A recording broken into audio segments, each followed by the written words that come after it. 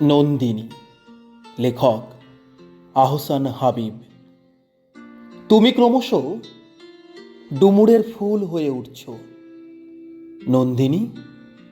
আমি ভুলে যাচ্ছি তোমার চুলের দৈর্ঘ্য, এই শৈত্যে তোমার করতলের উষ্ণতা, এমনকি তোমার হাসির যে ঝর্ণাটা অনবরত বয়ে যেত আমার শ্রুতির শ্রবণেন্দ্রিয় ঘিরে, ক্রমেই তা অশ্রুত হয়ে উঠছে, মিলিয়ে যাচ্ছে ধীরে ধীরে দিগন্তের ওপারে।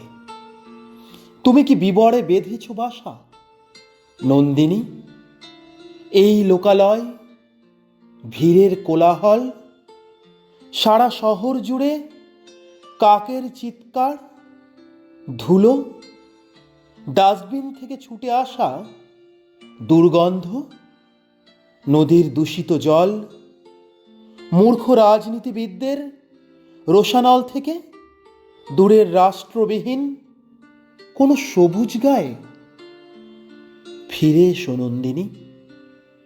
তোমাকে দেখতে না পেয়ে পেয়ে আমিও জাড্যতার গতিময়তার কাছে বন্দী হয়ে পড়ছি।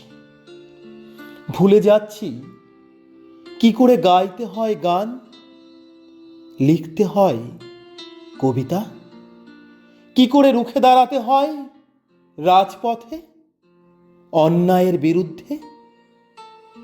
আমি চাই তুমি অপেক্ষার দরজায় এসে টোকা দাও, বাইরে থেকে বলো দরজা খোলো, আমি নন্দিনী।